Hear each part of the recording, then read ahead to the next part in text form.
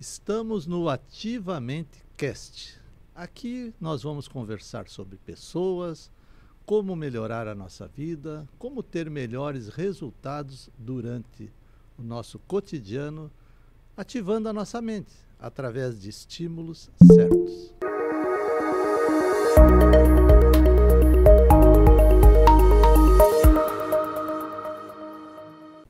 Bem, hoje nós estamos aqui com um convidado muito especial, um gaúcho de Porto Alegre, que mora em Porto Alegre, engenheiro, né? Engenheiro de formação, mas hoje se intitula um engenheiro da mente, né?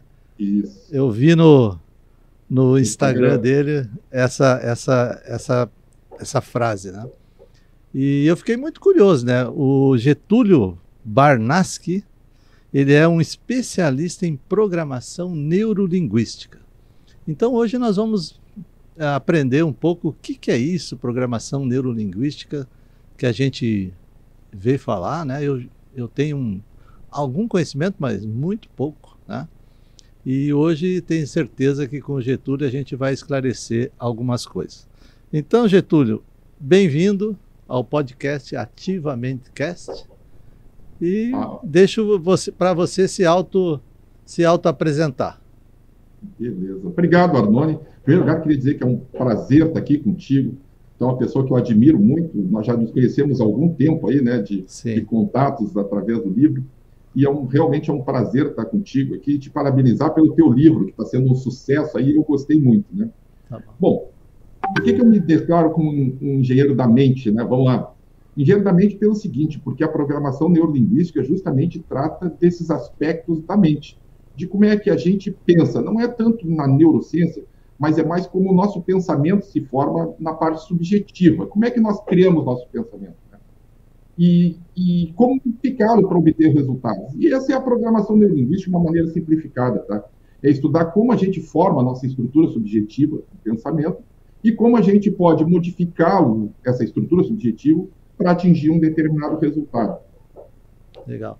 Mas me diz o seguinte, agora eu estou curioso, né? Eu acho que os nossos espectadores e ouvintes também podem estar curiosos.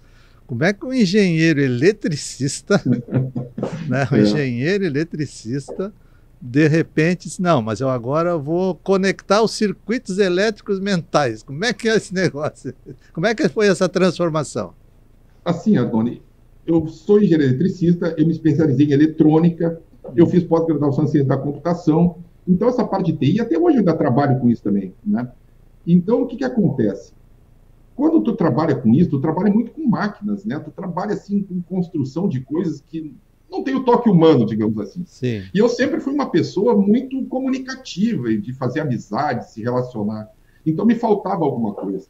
Então, eu comecei a fazer alguns cursos aqui em Porto Alegre, workshops, até com um médico aqui de Porto Alegre, que trouxe a PNL para cá, e eu comecei a gostar. Eu li o livro do Anthony Robbins, que é O Poder Sem Limites, que é pura PNL, tá? O primeiro livro dele. Sim. Ele também fez curso de PNL. E me apaixonei. Daí foi uma jornada de autoconhecimento, muito mais do que para trabalhar com PNL. Né? Eu queria realmente conhecer aquilo, porque me interessou muito, e porque tu pensa que não tem muito a ver com engenharia ou com programação de computadores, mas tem. Porque tu tem que entender um pouco da lógica de como a gente pensa para poder ver como é que tu altera essa lógica, né? Então, tem muito a ver com criação de modelos, digamos, que é uma das coisas que a gente faz na engenharia, né? Sim. Porque a PNL é um modelo de como a gente pensa. Se ele é um modelo perfeito, não é, né? Modelos Sim. são modelos, né? Sim. Eles são uma parte da realidade. Então, é um modelo que eu gostei muito e gosto muito de utilizar, e tem um pouco a ver com essa minha parte mais de programação, parte mais mecânica, assim, da engenharia e da ciência da computação, né? Na verdade, digamos, seria fazer um modelo do pensamento, uma coisa mais ou menos assim? Isso é um modelo de como tu pensa, de como tu cria teu pensamento, de como tu encadeia teus pensamentos para ter uma ação, tu entende? De como tu cria um padrão, por exemplo, para ter medo de aranha, como uma menina lá que fez o curso comigo. Né? Como é que ela criou um modelo mental dela? Qual é o pensamento que embasou ela ter medo fóbico de aranha, de sair correndo e fugindo, né? O que passeia ali por dentro para que ela fuja de uma aranha, por exemplo, que às vezes é inofensiva, às vezes, né? Depende. Às vezes é inofensivo. Depende. Mas Mas tudo bem, mas fugir chorando de qualquer aranha que tu veja, daí já é diferente, né? É bem diferente, né? Mas me diz o seguinte, ó, vamos focar nesse termo, neurolinguística, né? Uhum. Então, assim, ó, tem o que combina ali? Neural com linguagem? É uma coisa... Como que é essa ligação ali? Essa é uma pergunta interessantíssima, tá? Porque como é que tu conecta a comunicação com neurociência ou como tu pensas, né? Na verdade, é como tu pensa mais. Porque assim, ó, porque nós interpretamos o tempo inteiro padrões mentais. E Arnone, quantas vezes já não te falaram alguma coisa que te fez tu mudar de ideia e às vezes mudar a tua vida? Como é que é? Quantas vezes já não te falaram alguma coisa que te fez mudar o rumo do que tu estava fazendo ou até mudar a tua própria vida, né? Ah, sim, sim. Então a comunicação influencia a maneira como a gente se desloca em relação ao mundo. Mas a ligação da PNL com a linguística nasceu do seguinte, porque o Bandler e o Grinder, que foram os que criaram a PNL, eles começaram a estudar os maiores terapeutas da história americana que tinha contemporâneos a ele, né? Que foi Virginia Satir, Fritz Perls, Milton Erickson, entre outros, né? Então, o que aconteceu? Eles começaram a ver que esses médicos tinham padrões de linguagem que faziam as pessoas terem mudanças pessoais, né? Que elas faziam realmente as pessoas mudarem. E esses padrões de linguagem eram totalmente inconscientes até para eles mesmos. Eles não sabiam que usavam aqueles padrões. Então, a grande sacada deles foi transformar esses padrões em coisas que pudessem ser passadas para outras pessoas e elas começarem a ter resultados parecidos com eles, sem precisar ter aquela coisa intuitiva que eles tiveram. Então, esses padrões de linguagem que eles usavam é que dá essa origem de linguística na neurolinguística. São padrões de linguagem que te permitem fazer modificações da maneira como tu pensa ou como tu cria a tua realidade. Tá, mas esses padrões de linguagem, né, são, digamos, vamos colocar assim, se é o caso, não sei, né? Digamos, seriam sugestões que você mesmo dá através da tua linguagem para o teu próprio cérebro? Uma coisa assim? Exatamente. É exatamente isso, né? São padrões de linguagem que fazem com que teu pensamento vá para um lado ou vá para outro. Né? Eles alteram a maneira como tu está direcionando o teu pensamento. Tá. E quando desculpe a interrupção, mas quando que eles tiveram essa sacada? Porque você teve lá com eles, né, fazendo curso com eles nos Estados Unidos, né? Várias vezes para os Estados Unidos, lá fiz vários cursos com eles, né? E quando é que eles tiveram essa... Porque a neurociência com imagem de pensamento é uma coisa recente, né? Bem recente. Eu acho que eles são mais antigos ou não? Mais antigos que isso, bem mais antigos. Aí foi na década de 70, tá? Década de 70. Na década de 70, 72, se eu não me engano, que eles começaram a fazer isso. É que assim, ó, eles tinham uma ideia, eles queriam modelar a excelência. Eles queriam ver assim, pessoas que faziam coisas extraordinárias, como é que eles poderiam passar de uma forma mais fácil para outras pessoas. Então, eles queriam, na verdade, criar uma ferramenta educacional, não é isso? Porque eles queriam transformar maneiras de ensinar as pessoas a fazer alguma coisa mais fácil do que passar por todo um processo longo de aprendizado. Sim. Então, eles focaram, inicialmente, em terapeutas que faziam as pessoas mudar muito rapidamente. Milton Erickson, ele era psiquiatra e trabalhava com hipnose, por exemplo. E a hipnose, para os americanos, na época, ela era considerada uma coisa assim, totalmente secundária, não era nem aceita pela sociedade brasileira, pela sociedade americana de medicina. Mas com o Milton Erickson, eles tiveram que aceitar, porque ele teve tantos resultados positivos que a psiquiatria começou a usar aquilo não como uma forma de charlatanismo, seja o que lá, mas como uma forma realmente terapêutica, né? Então, esses padrões de linguagem que o Milton Erickson usava, que a Virginia Satir, que era uma terapeuta de casais, e que o Fritz Perls criaram dentro do processo deles da Gestalt terapia, é que a PNL incorporou, digamos assim, transformou eles em coisas que as pessoas entendiam.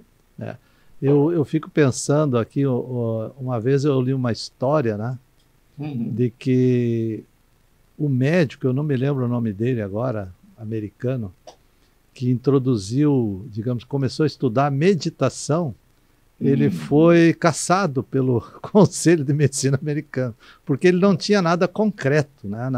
Era apenas uma coisa muito subjetiva. E eu imagino que lá em 1970, né, por aí, a gente já recém estava começando, acho que na tomografia computadorizada, né? Não, a ressonância eu acho que estava engatinhando, ressonância funcional, nem pensar, né? Nem pensar. E hoje a gente tem as imagens, né, que as máquinas enxergam até o pensamento, e eu até vi esses dias uma reportagem de um scanner que não só enxerga o pensamento, como transcreve o pensamento em palavras, né? Na Universidade do Austin, Texas. Então, hoje está mais fácil das pessoas, digamos, provarem, né, que a terapia delas dá resultado. Imagine que para eles, lá em 1970, isso tenha sido muito difícil perante a comunidade científica, né? Foi, mas ao mesmo tempo, ele teve muitas críticas da comunidade científica, né? Por exemplo, ele trabalhava com hipnose nos seminários dele. Eu nunca me esqueço que ele contando essa história, que uma vez foram 2 cientistas de uma faculdade da Europa, que eu não me lembro, que eles estudavam hipnose e levaram uma mulher para eles lá que dizia que era inhipnotizável, ela não podia ser hipnotizada de jeito nenhum. E daí ele chamou a mulher no palco, e ele só não hipnotizou a mulher, como hipnotizou os 2 que estavam na audiência também ao mesmo tempo. Nossa! Né? Para mostrar para eles que a hipnose, porque antes a hipnose era aquela coisa de falar lento, sabe? Só falar uma forma monótona, não sei o quê, e não funciona. E ele tinha um processo de hipnose que era baseado no Milton Erickson, que era totalmente diferente. E ele acabou hipnotizando eles. Mas eles perguntaram, o que dá o direito ao senhor de fazer isso, né? Porque ele já tinha doutorado, honoris causa, tinha um monte de coisa, né? E tinha estudado pós-mestrado, enfim. Daí ele disse para ele, olha, eu faço isso por um simples motivo, porque eu sei fazer e vocês não.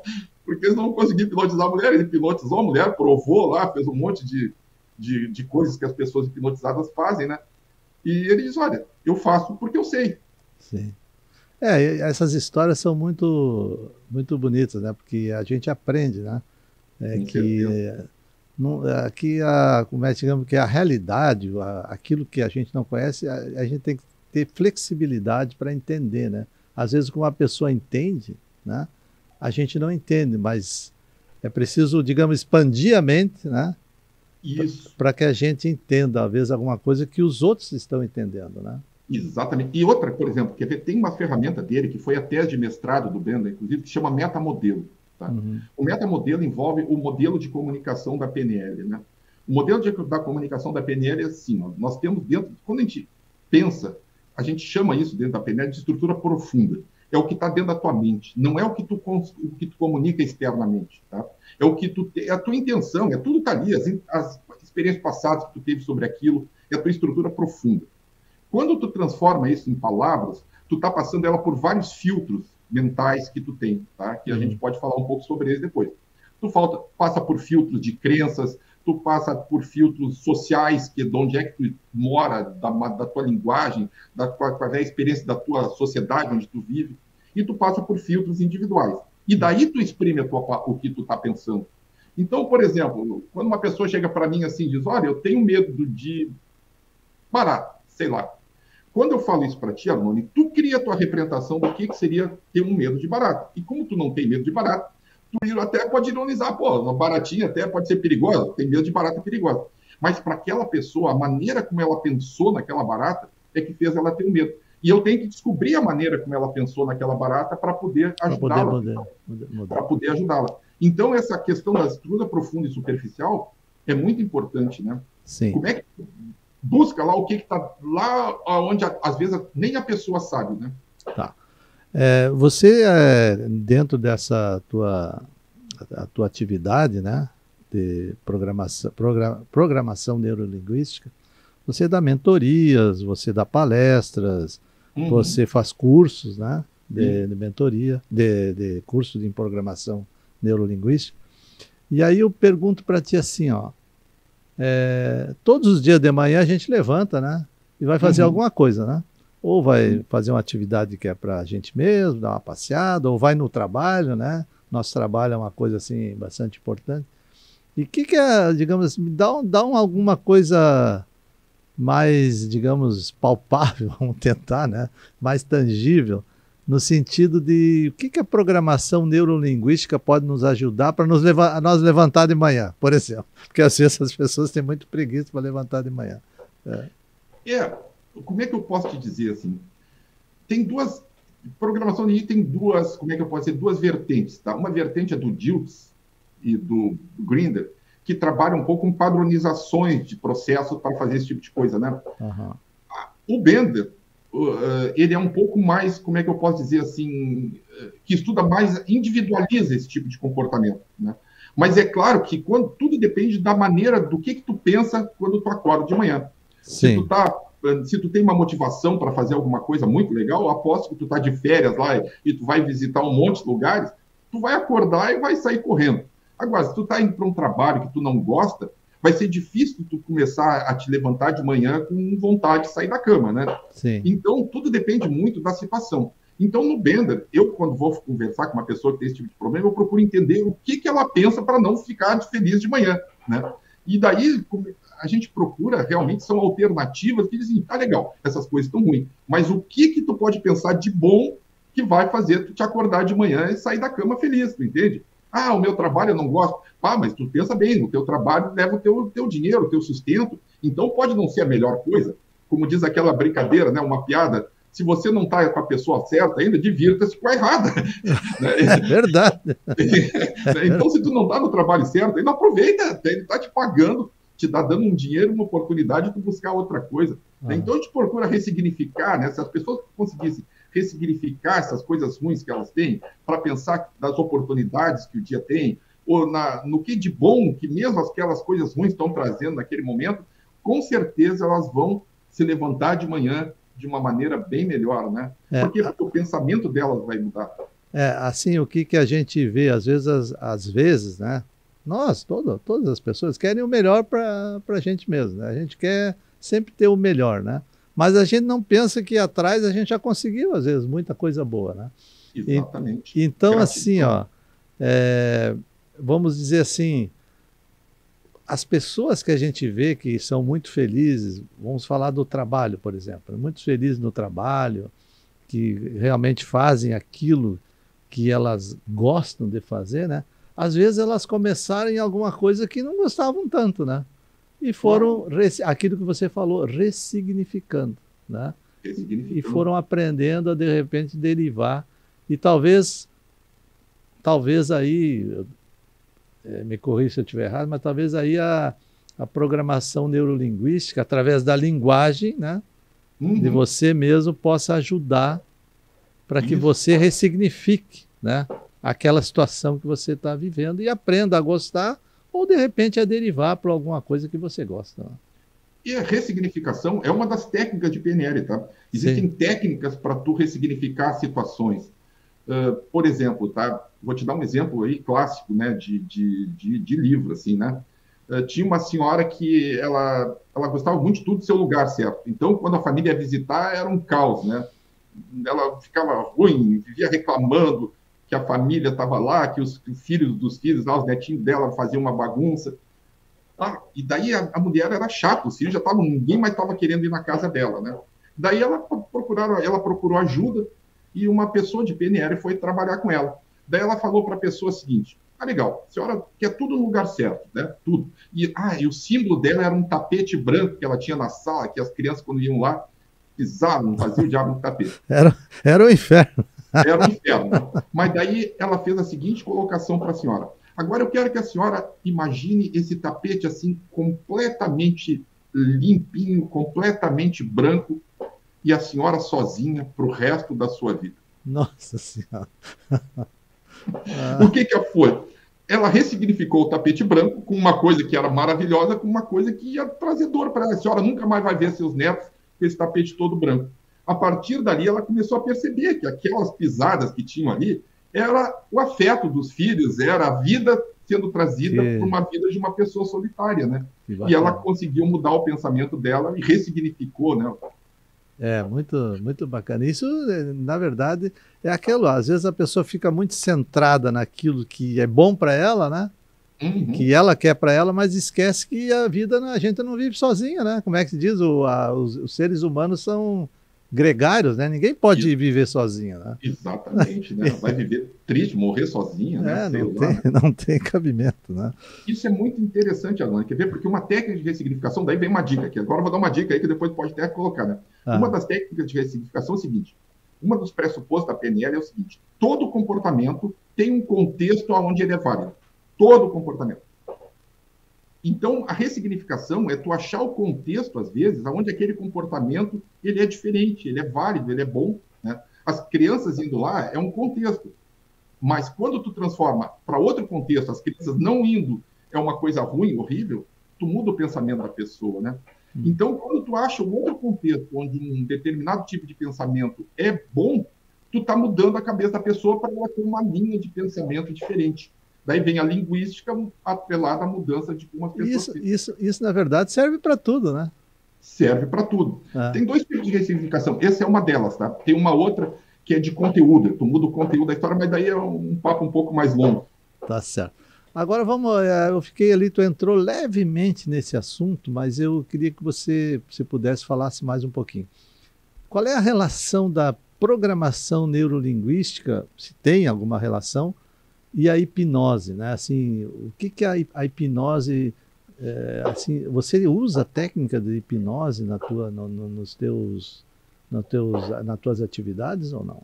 Sim, tá. Mas assim, a hipnose ericksoniana, tá? Que é um pouco diferente da hipnose convencional, tá? Eu só uso a hipnose ericksoniana. Eu fiz até cursos de hipnose ericksoniana sem PNL, tá? Mas qual é a diferença? Um pouco melhor a lógica dele, né? Mas qual é a diferença da hipnose que a gente conhece, assim?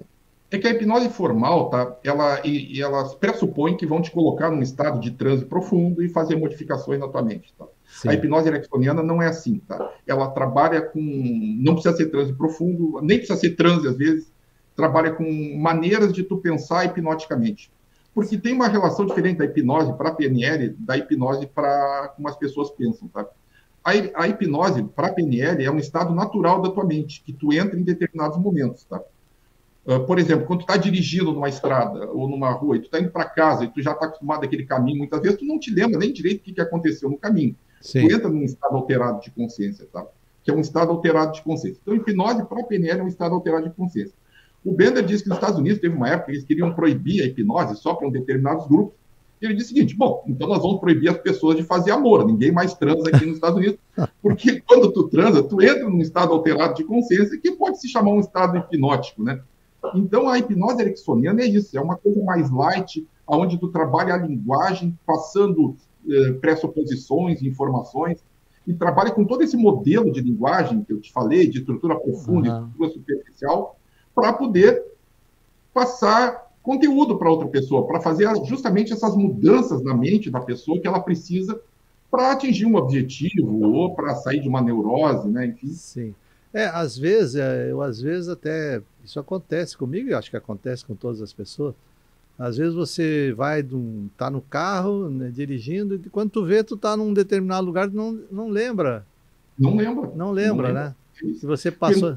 Mas é um estado alterado, atento, mas alterado, uma coisa assim. É isso, é um estado atento, mas alterado. Então, esses estados alterados, eles são coisas normais. A gente entra e sai de estados alterados o dia inteiro, tá? Sim. Em determinadas situações. Só que como é que tu usa eles para atingir objetivos? Né? Daí vem a hipnose ericksoniana, que tem toda uma técnica de... Olha, te digo, são umas 30 regras lá de hipnose ericksoniana que se ensina no curso mais básico para tu começar a produzir efeitos de mudança nas pessoas através da linguagem. Né? Sim. Tá bom. Agora vamos passar para um outro assunto. Vamos ver. Assim, ó. Como é que eu vou formular? É assim, ó, no nosso dia a dia, no nosso relacionamento com as pessoas, a gente encontra pessoas, às vezes mais retraídas, às vezes mais falantes, né? Às vezes mais desinibidas, às vezes muito inibidas. E esse relacionamento vai indo. Agora me diga assim, ó, às vezes, isso eu tenho visto, às vezes, uma pessoa que, vamos dizer assim, não para de falar. Sim. Você se relaciona com ela e, de repente, ela fala dela, fala dos vizinhos, fala do trabalho, fala do que ela quer, e ela não te dá chance para você falar. Ela fala muito mais do que ouvir. Conheço vários. Exatamente. Aí me diz o seguinte, isso é um estado de pensamento, imagino, né? Mas assim, isso... Você tem esse tipo de caso que você tenta transformar isso? Isso é possível transformar? Ou como é que essa relação entre falar e ouvir, né? Isso ajuda nessa formação do pensamento ou não? Claro. Na verdade é o seguinte, o pensamento antecede isso, né? Então o que tu tem que fazer é o seguinte, o que aquela pessoa está fazendo com que ela fale daquele jeito, né? Então tu teria que descobrir isso, o que leva ela a falar daquela maneira. E para isso, Arnone, quer ver? Daí tem uma coisa bastante interessante que eu quero te colocar na PNL, né? Que eu procuro falar nos meus cursos. A PNL, ela não é uma coisa assim muito do ponto de vista, como é que eu posso dizer assim, só mental, cognitivo. Ela tem características de tu saber usar os instrumentos da PNL. Tu tem que saber te comunicar, tu tem que saber usar teus gestos, tu tem que saber falar cada palavra, tu tem que ouvir muito bem o teu paciente, né? Ou paciente, ou pessoa que tu conversa, enfim.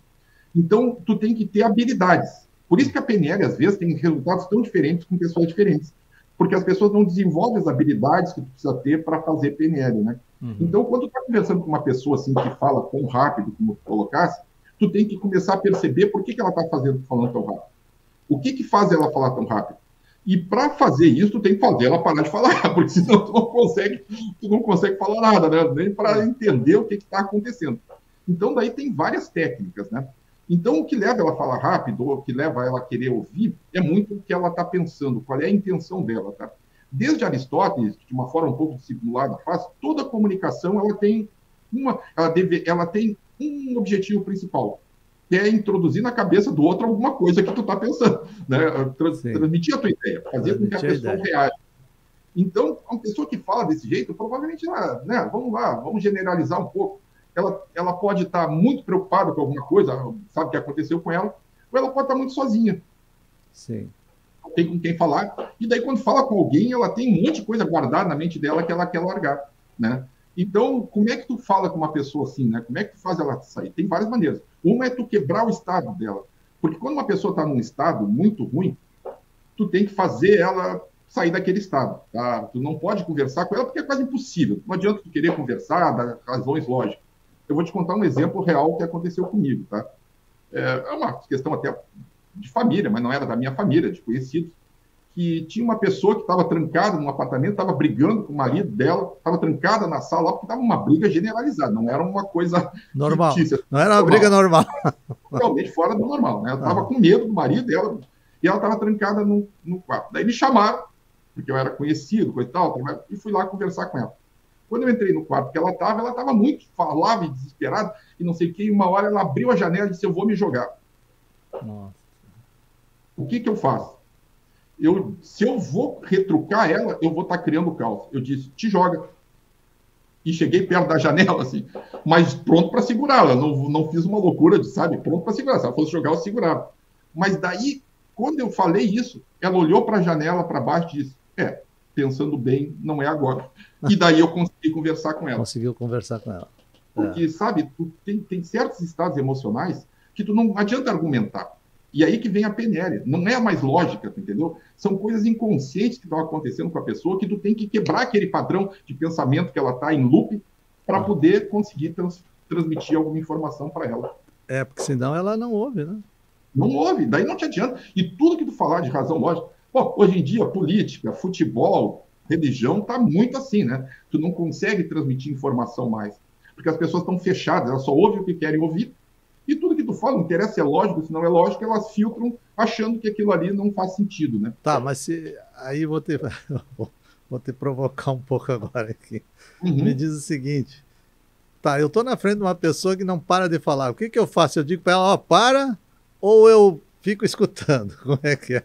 Eu faria o seguinte, cara, e já fiz isso. Pá, tá vendo? Olha lá o que aconteceu. Só um minutinho aqui, tem um problema ali. Tu interrompe o padrão dela. Muda o cenário. Tu interrompe o padrão dela. Pô, tu tá vendo? Olha, a pessoa quer falar comigo, sabe? E puxa o assunto para outro lado. Tenta desviar esse assunto, né? Ou desvia o assunto para outro lado, né? Coloca uma outra coisa para ela pensar. Claro que às vezes ela vai estar falando muita coisa, mas sabe, sempre que tu tiver a oportunidade, que ela te der uma puxa. E isso tem a ver com o rapport, né? O rapport em PNL, que é como tu te sincroniza com uma pessoa, é isso. Se ela está falando muito rápido, tu fala muito rápido com ela também. Ah, pois é, mas tu tá falando, daí começa a falar muito também. Mas ao pouco tu vai mudando teu comportamento, tu vai tirando ela daquele estado, né? Sim. E vai levando para outro lugar. Então, a primeira coisa, quando a pessoa está presa num estado emocional, é fazer ela sair daquele estado. Senão tu não consegue te comunicar com ela. E daí tu vai conduzindo ela aos poucos. Não adianta pedir para ela parar, tem que trocar o rumo da conversa. Exatamente. Eu falo isso, por exemplo, para pessoas que fazem treinamento desses de vendas, ou que recebem reclamações. Eu já dei treinamento assim para essas pessoas que ficam em help desk lá, que só ouvem reclamação de cliente. Se um cliente chega te xingando, reclamando, não sei o que tu faz? Tu vai lá, fala baixinho. Assim, ó, se tu ficar falando baixinho e não resolver o problema dele, não adianta nada.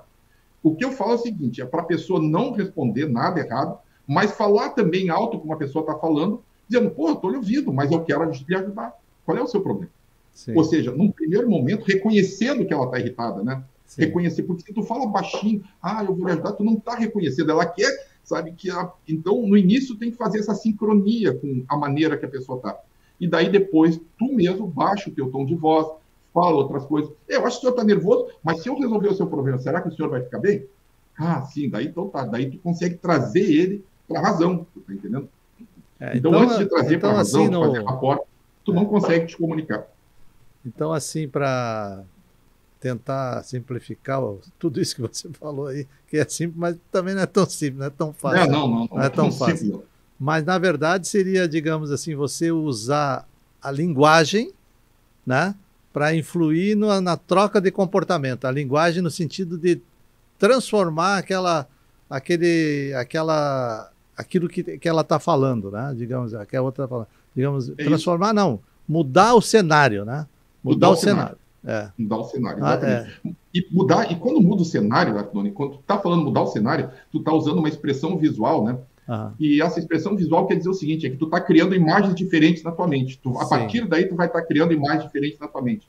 E isso é que a PNL estuda. Quais são essas imagens? Onde é que tu as cria? Como é que elas ficam em relação ao teu corpo? Sim. Entende? Porque o nosso pensamento, a gente tem uma tendência a pensar que ele é auditivo, né? Quando fala em pensar, ler pensamento, todo mundo fala no filme lá, é tu ouvindo o que as outras pessoas pensam, né? Sim. Mas nosso pensamento é visual, ele é sinestésico, sim, ele é auditivo, ele não é só auditivo, né? Ele tem tudo, né? Sim. Então, quando tu fala, por exemplo, mudar o cenário, né, tu tá me dizendo o seguinte, ó, que a pessoa vai criar outras imagens. E é isso mesmo. Bom, você já contou uma história aí bem interessante daquela, né? Se joga. Né? Que eu acho que foi muita coragem, né? Mas tudo bem. Né? Mas me diz o seguinte, você teria alguma outra história real que aconteceu contigo, que você, com os teus pacientes, teus clientes, né? Não sei se a gente chama pacientes? Não, eu não chamo de paciente, não, né? Para mim, não. Porque, assim, a PNL, tá? O Breno já dizia, a PNL ela não é uma forma de terapia, ela é uma forma de ensino. Porque o que a gente faz é que a gente ensina as pessoas a pensar de uma maneira diferente. Então, teus alunos, né? Meus alunos. Trabalhar com alunos, né? Tá, você tem alguma história, assim, que te marcou? Você tem bastante experiência nisso, né? Eu vou te contar... Posso falar duas? Uma é bem rapidinha. Não, pode falar duas. Uma foi de uma menina que, falando de medo de barata, ela fez o curso, começou o curso comigo, e nós estávamos começando a trabalhar a questão essa de como é que essa imagens e tal, e ela disse que tinha medo fóbico de barata, que ela saía correndo, chutando, coisa e tal. E daí, no curso, era um curso que a gente trabalha justamente com as imagens que a gente cria, quando eu falei, quando tu pensa numa barata, como tu pensa na barata? E ela disse, eu vejo uma barata enorme, grande. Aí eu comecei a determinar como é que ela pensava, como é que ela criava aquela imagem, e aquela barata estava em volta dela, na frente dela, muito perto. E eu te digo uma coisa, barata é um bicho muito feio, né? Sim. Se tu imaginar ela grande, perto de ti, eu tenho certeza que vai ficar com medo. E daí, naquela, não era nem para isso, nós não estávamos falando com fobias, tá? Era só para criar imagem. Daí nós transformamos aquela imagem, uma imagem pequenininha, com algumas técnicas de linguagem, de um pouco de hipnose, e ela mudou aquela baratinha para uma barata bem pequenininha. Foi diminuindo a barata. E daí a gente colou aquele novo pensamento. Quando ela pensar em barata, não é mais a barata grande, é a barata pequena. E ela não é mais colorida, ela é preta e branca. Sim. E a partir daí, depois ela escreveu no Facebook dela, lá, me agradecendo, porque ela tinha visto já, ela só acreditou quando ela viu umas 4 baratas e não saiu correndo. Né? Que ela escreveu no Facebook dela, tem esse print lá, que ela me agradecia porque tinha perdido um medo fóbico que ela tinha desde criança. Sim. E esse foi uma coisa legal, assim, simples e rápida para as pessoas entenderem, né? Sim. Um outro foi um amigo meu, ele era dono de uma empresa relativamente grande, que hoje ele vendeu para uns suíços e ele é o CEO lá. Mas ele foi jantar na minha casa e ele tinha um problema, ele não estava conseguindo almoçar, ele enjoava tudo que ele comia, achou que tinha úlcera, fez endoscopia, não tinha, né, para não ter, a gente não deixar questões assim, físicas expostas. E daí eu disse para ele, bom, se não tem nenhum diagnóstico, não tem nada, isso aí deve ser emocional, né? Pode ser. E daí eu resolvi trabalhar com ele. E daí tá, a gente parou um pouquinho da janta, estávamos jantando, eu levei ele numa sala, a gente conversou. Em 20 minutos, ele ficou legal. Ele depois me confessou que nunca mais, ele só comeu iogurte ao meio-dia, conseguiu comer tudo. Mas o mais interessante, a Apone disso, foi o seguinte, que isso que é a história que eu quero contar. É que depois ele publicou, agora, isso foi há 20 anos, depois disso ele publicou no Facebook um post dizendo o seguinte, que agradecia para uma pessoa, ele não chegou a citar meu nome, depois ele citou, que quando ele foi fazer uma terapia, depois que ele fez a terapia e ficou bom, ele me pediu para mudar uma outra coisa nele. Ah, mas eu tenho esse comportamento, será que dá para a gente trabalhar? Eu comecei a falar sobre aquilo e disse para ele, não vou fazer. Eu acho que, sabe, isso influencia muito na maneira como tu dirige a tua empresa, como tu pensa. Eu acho que isso não é legal a gente fazer assim, num jantar. Uhum. E ele me agradece depois ali, dizendo, ó, te agradeço por não ter feito, porque hoje eu entendo que aquilo era uma coisa muito importante, que eu precisava ter vivido situações, experiências que tinham a ver com quem eu sou. Tá então, certo. Sabe, a gente, quando trabalha com essa coisa de transformação, de mudança mental, tem que ter muito cuidado, né? Sim. Então, isso foi uma coisa que me marcou muito, porque é uma coisa que eu ensino muito para as pessoas que eu trabalho também, que eu ensino, né? Olha, pensem bem quando vocês fizerem mudanças assim e trabalharem com esse tipo de tecnologia, porque elas, às vezes, têm influências muito fortes nas pessoas no resto da vida dela, né? Tá certo. Bom, nós já estamos caminhando para a finalização e me corrige se eu estiver errado, mas o que eu entendi foi de que realmente através da linguagem ou oral, né, com outra pessoa, ou interna com você mesmo, né, você de repente pode mudar atitudes comportamentais, né, às vezes até sozinho, às vezes precisando de ajuda, né, com um especialista, como no teu caso, mas mais ou menos é por aí. É isso? É isso. É isso. Porque assim, Arnone, quer ver, ó, a nossa estrutura, vamos partir do seguinte, tu imagina assim, que a nossa estrutura de comportamento, ela exige uma sequência de pensamentos antes que ela aconteça. Tá? Ou seja, é como se fosse uma receita de bolo. Para sair um bolo legal, tu tem que fazer a receita toda acontecer. Agora, tu imagina o seguinte, se tu no meio do sal, tu coloca uma outra substância, tu coloca açúcar, o bolo do outro lado vai sair um outro bolo, em vez de salgado vai sair doce. Então, quando a gente trabalha com pensamento, se tu quebra essa sequência de pensamentos que a pessoa tem para ter um determinado comportamento, tu certamente vai ter um comportamento diferente. Sim. Se vai ser bom ou se vai ser ruim outro comportamento, daí tu tem que estudar tudo isso. Mas que ela vai ter um comportamento diferente, se começar a pensar diferente, é assim. Eu tinha um irmão meu que ele era fanático pelo Internacional. Daí minha irmã casou com um jogador do Grêmio, que tu conhece, os dois times aqui do Rio Grande do Sul. Sim. E ele mudou para o Grêmio. E hoje ele é um fanático jogador do Grêmio. Se tu perguntar para ele por que ele mudou, ele não vai saber te dizer, né? Porque tem até pesquisas aí da neurociência, da psicologia, psicologia comportamental, que os caras provam que as pessoas mudam e muitas vezes não sabem explicar por que mudou. Elas não sabem por que mudou. Mas né? Esse é um caso sui generis. Eu morei em Porto Alegre e o cara mudar do Internacional para o Grêmio tem que ser estudado. Não, tem. É que ele era jovem, né? Ele era um rapazinho ainda, vamos dar uma chance para ele, né? Mas hoje ele é fanático pelo Grêmio, briga com os colegas. É impressionante. Tá. Mas certo. Por que aconteceu? Porque ele mudou o pensamento dele. Eu acho que ele devia gostar, ou deve gostar ainda muito da esposa, né? Deve ser por aí também.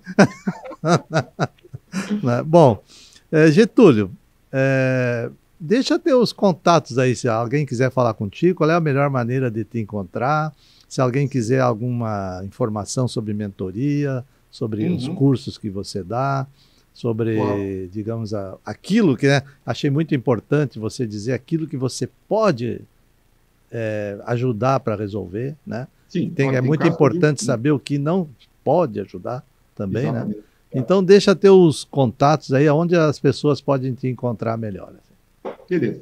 Instagram, tá? Uhum. Instagram é @Getúlio Barnaschi. Sim. Nós vamos colocar depois aqui. Isso, Getúlio Barnaschi. O meu e-mail, né, é getulio@look4, L-O-O-K, look de inglês, 4.com.br, tá? getulio@look4.com.br. No Facebook é GetPNL, tá? Porque eu tenho já algo de PNL. E eu em breve vou estar lançando uns canais no YouTube aí, mas eu ainda não lancei, tá? Então eu ainda não vou divulgar aí depois. Mas o Instagram seria uma forma assim boa. O Instagram pode ser por lá, sem problema nenhum. Você é daqueles que responde os Instagram? Dentro do possível. Não, eu sempre respondo. Alguma coisa eu sempre respondo. Tá bom, porque tem gente que não responde, né? Não, tem gente que quando manda lá já nem dá bola. Mas, Getúlio, eu acho assim que foi muito boa a conversa. Eu, pelo menos, esclareci bastante. Eu já tinha uma vez, há muitos anos atrás, até fiz um curso eu li o livro do Anthony Robbins, né? Aquele primeiro livro, né? O Poder Sem Limites? O Poder Sem Limites, né? Uhum. E eu tinha uma ideia, mas hoje eu acho que para mim ficou um pouco mais claro o que é isso aí. Eu acho que para as pessoas que estão nos vendo e que também vão nos ouvir, né? No podcast audível, né? Sim. Também ficou mais claro. Então, eu queria agradecer muito a tua disponibilidade, a tua presença aqui hoje. Eu sei que você é uma pessoa extremamente ocupada, mas dedicou um pouquinho do teu tempo para nós aqui. Muito obrigado pela tua presença aqui hoje, Getúlio. Getúlio Barnaschi, especialista em programação neurolinguística, um engenheiro da mente. Engenheiro da mente. Muito bom esse termo. Gostou, né? Gostei. E eu te agradeço, Arnone, de dar essa oportunidade de falar, né, de expor nesse teu podcast aí, tu que está com um livro fazendo um baita de um sucesso aí. E, enfim, te agradeço demais, gosto muito do teu trabalho, achei muito bacana, teu livro ficou muito bom. Obrigado. Então, realmente te agradeço de coração também aí por ter me convidado. Nós todos aqui, que é do portal Fala Litoral, né? Que é um portal aqui no litoral norte de Santa Catarina, mas que tem uma abrangência grande aqui no litoral, no estado, no Brasil e no mundo, né? Então, nossa imagem aí vai percorrer todo esse nosso ambiente, esse nosso mundo aí. Legal, muito bom. Muito obrigado, Getúlio. Até mais. Não, eu que te agradeço, Arnone. Obrigadão, hein?